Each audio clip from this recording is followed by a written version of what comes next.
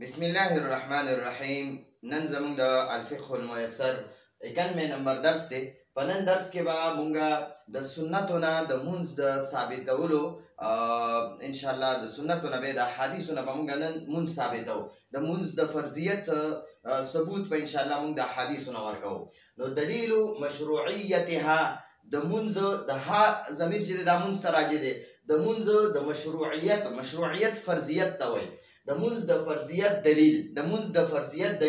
د احادیثونه په د دې مخکې درس کې مونږه د قرآن پاک نه د مونځ د فرضیت دلیلونه ورکړو. قرآن پاک آیاتونو هم ثابت کړو چې مونځ د قرآن ناس 15 وخته مونځ ثابت دی.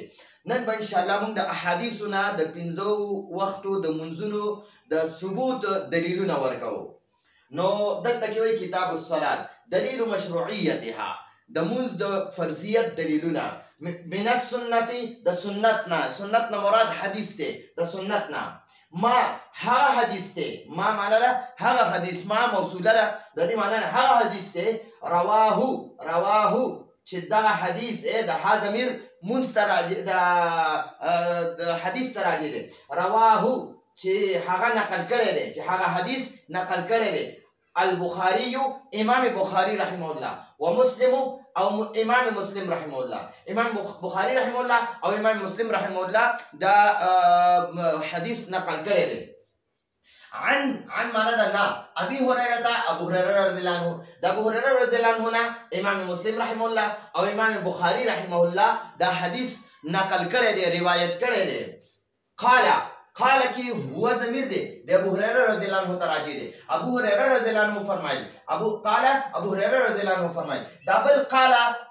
د فاعل دا رسول الله صلی الله علیه وسلم دی. نو دا اولنې قال چې دی چې هو ضمیر راجی دی د ابو هريره رضی الله عنه چې ابو هريره رضی الله عنه فرمایي قال رسول الله چې رسول الله صلی الله علیه وسلم فرمایي ارایتم دا اچ دی دا اولنې حمزه د دې معنا ده حمزه استفهامیه ده. د دې معنا ده آیا ارایتم تاسو ته اوخایم. نو د دې ما بر معنا لیکلی ده چې علما د دې معنا کوي تاسو څه خیال دی. ارایتم تاسو څه خیال دی لفظي معنا ده آیا زه تاسو ته اوخایم. ارایتم آیا زه تاسو ته اوخایم. نو نور د دې اصطلاحي دغه د محاورتن ترجمه ده ستاسو څه خیال دی. لو کچرته ان نهرن یقینا یو نهر وي ببابي په دروازه، باب دروازې ته وایي. د با معنا ده په او بابي دروازه، دا با جاره ده. ببابي په دروازه احدکم ستاسو پتاسو کې د یو کس احدکم پتاسو کې د یو کس په دروازه باندې یو نهر وي. ستاسو څه خیال دی که په تاسو کې د یو کس په دروازه باندې یو نهر وي. د دې دا مطلب دی یغسلو چې هغه غسل کوي فيه په دې کې یعنی په دې نهر کې کل یوم هر ورځ 15 ځل. وایي ستاسو څه خیال دی که په تاسو کې د یو کس په دروازه باندې یو نهر وي او یغسلو فيه او هغه کس په دغه نهر کې غسل کوي کل یوم هر ورځ 15 ځل. نو هل معنا ده آیا یبقى پاتې بشي من درنه من معنا ده نه او درن خیره ته وایي. خیره ته یعنی اردو کې ورته مین کوچل وایي، موږ ورته پښتو کې خیره وایو. من درنه د هغه خیره به پاتې شي شیء سسیزه یعنی لکشان دا هغه به لږ غونته کې چې یو کس روزانه 15 ځل غسل کوي. نو آیا وایي د ده په بدن باندې به خیره پاتې شي؟ نبی علیه السلام د صحابو نه تپوس کوي وایي ستاسو څه خیال دی که د یو کس په دروازه باندې یو نهر وي او دغه کس روزانه په دغه نهر کې 15 ځل غسل کوي. نو هل یبقى من درنه شیء، نو آیا د په دې بدن باندې به د دې 15 ځل غسل د وجې نه څه خیره پاتې شي؟ قالو صحابه عرض وکړو. قالو کې دا واو ضمیر فاعل د جمع ضمیر فاعل دی. نو دا مطلب دا چې هغه صحابه عرض وکړو دا دې کې دا هم ضمیر صحابه ته راځي دی. هغوی عرض وکړو لا یبقى پاتې به نشي من درنه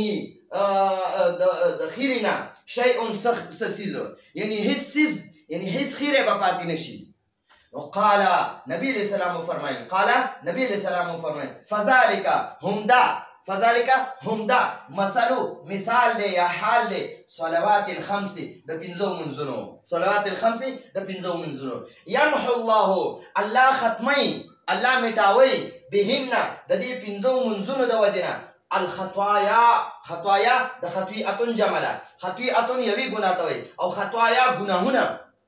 نو ګورئ نبی علیه الصلاة والسلام د دې حدیث نه ثابته کړه چې پنځه وخته مونځ دی د نبی علیه السلام د دې حدیث نه ثابته شوه چې پنځه وخته مونځ دی دا په انسان باندې الله فرض کړی دی او یمحو الله بهن الله د دې مونځ د وجې نه ختموي الخطایا ګناهونه او سره فذلك هم دا مثل الصلوات الخمس د پنځو منځونو مثال دی چې څوک پنځه منځونه کوي روزانه الله جل جلاله به د ټول ګناهونه ختموي ٹھیک شو جی نو ګورئ امام بخاری رحمه الله په خپل بخاری شریف کې ټول صحیح حدیثونه راوړي دي ضعیف او یعنی متروک حدیثونه نه دي راوړي او نه امام مسلم رحمه الله ضعیف حدیثونه راوړي ټول صحیح حدیثونه راوړي نو دا ابو هريره رضی الله عنه د دې حدیث نه معلومه شوه چې نبی علیه السلام پکې وفرمایل ستاسو څه خیال دی که په تاسو کې د یو کس په دروازه باندې یو نهر وي او روزانه دا کس په دغه نهر کې پنځه وخته غسل کوي پنځه ځل غسل کوي نو ستاسو څه خیال دی د دې سړي په بدن باندې به څه خیرې پاتې شي صحابه ورز یا رسول الله اس خیره به پاتې نشي نو نبی علیہ الصلوۃ والسلام فرمایل وای عمده مثال عمده قشان چې کم وخت د قشان چې کم کس پنځه وخت منځونه کوي پنځه وخت منځ په پابندۍ سره کوي نو يمحو الله بهن الخطايا نو الله پاک به دغه پنځه وخت د منځونو د پابندۍ د وجنه د ټول ګناهونه ختم کی نو دین وګوره دین معلومه شو چې پنځه منځونه په انسان باندې فرض دي نو دینه مخکې مونږ د قران نه ثابت کړو چې پنځه منځونه په انسان فرض دي او نن د امام بخاری او د امام مسلم رحمهم الله د دې دوانو د حدیث نه دا ثابت شو چې پنځه منځونه په انسان باندې فرض دي او یو بل حدیث مصنف رحم الله دلته ذکر کړی دی وما او هغه حدیث دی رواه چې کم نقل کړی دی چې کم روایت کړی دی امام بخاری رحمه الله او امام مسلم رحمه الله عن ابن عباس د عباس رضی الله عنه حدیث روایت کړی دی ان النبي چې نبی صلی الله علیه وسلم بعثا لګلو لیکن څوک لګلو معاذ رضی الله عنه بعثا کې هو ضمیر دی نبی علیہ السلام ته راځي چې نبی علیہ السلام لګلو معاذ رضی الله عنه الى اليمن یمن طرف ته لګلو فقال نو نبی علیہ السلام ورته فرمایي دی معاذ رضی الله عنه ته نبی علیہ السلام فرمایي وای ادعو ته هغوی ته دعوت ورکا هم هغوی ته دعوت ورکا الى شهادتي د کلمه شهادت دعوت ورکا هغوی ته وایي چې مسلمانان شي نو نبی علیہ الصلوۃ والسلام معاذ رضی الله عنه ته فرمایي چې ادعوهم ته هغوی ته دعوت وکړه الى شهادتي یعنی د کلمې شهادت دغه دعوت ورکړه یمن والا د کلمې شهادت دعوت ورکړه ان د دې خبرې چې لا اله نشته معبود نشته اله نشته بل رب الا الله غیر الله یعنی غیر الله بغیر د الله نه وان او دا خبره چې محمد رسول الله محمد صلی الله علیه وسلم د الله رسول دی فإن نو کچرتا هم هغوی اطاعوا اطاعتکو ومنلا ستا خبره ومنلا لذلك دا خبره هغوی دا خبره ومنله دا کلمه شهادت ومنله او مسلمانان شو فاعلم ته هغوی ته وښایه هم هغوی ته نو د دې مطلب دا شو چې ته هغوی ته ووایه ان الله چې یقینا الله جل جلاله قد تحقیق سره افترض فرض کړي دي علیهم په هغوی باندې الله پاک فرض کړي دي 5 صلوات پنځه منځونه 5 صلوات د صلات جمع صلوات دي نو پنځه منځونه فی کل یوم په هر ورځ کې ولیلة او په هر شپه کې یعنی په هر ورځ او شپه نو شپه کې دا دوه منځونه راغلي د ماښام او د ماسخوتن او د سار منځم په دغه کې وي لکه تیاره وي نو شپه کې بهرحال دا دوه منځونه دي ماښام او ماسخوتن او نور د فی کل یوم د یوم نه مراد د سحار غرمه مازیګر منځونه دي نو ګورئ دا صلوات چې دی صلوات دا د صلات جمع ده یو قاعده دې ځکه یو خبره یاد وساته اضافي خبره چې دا صلات نه دی صلات دا داسې هم لیکل کېږي دا چې کوم مې ولیکه داسې هم لیکل کېږي او داسې هم لیکل کېږي ښه صلات داسې لیکل کېږي د لام او لام کله واو سره لیکل کېږي لام کله زبر او واو سره لیکل کېږي او لام الف لا سره لیکل کېږي خالي نو فی کل یوم و لیلة هر ورځ او شپه کې 5 منځونه فرض دي نو دلته کې وګورئ نبی علیه الصلاۃ والسلام د معاذ رضی الله عنه ته فرمایل چې دا اهل یمن ته وایي چې په تاسو باندې الله پاک 5 منځونه په ورځ او شپه کې فرض کړي دي نو دلته د حدیث نم معلومه شو چې الله پاک په انسان باندې 5 منځونه فرض کړي دي اوس مخکې مصنف رحمه الله وایي الصلاۃ منز اعظم ډیر غټ عبادت ته اعظم دا د اسم تفضیل صيغه ده د ډیروالي معنی را پکې الصلاه اعظم عبادتا منز اعظم عبادتا ډیر غټ عبادت ته لانها زکه چې دا منز تصلو ملاوي العبد بنده زکه چې دا منز ملاوي دا منز بنده ملاوي بربه خپل رب سره یعنی دا منز د الله یعنی د بنده او د رب ملاقات ته اوس مخکې مصنف رحمه الله فرمایي وي الصلاه شکر الله منز دا د الله پاک شکر دی دا د الله شکریا على نعم دا نعم چې دا د نعمتون جمله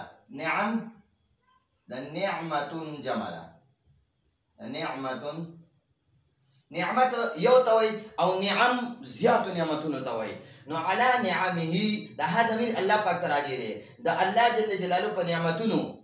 یعنی دا منځ د الله د نعمتونو شکریا ده د الله په نعمتونو باندې شکریا ده التي هغه نعمتونه کم چې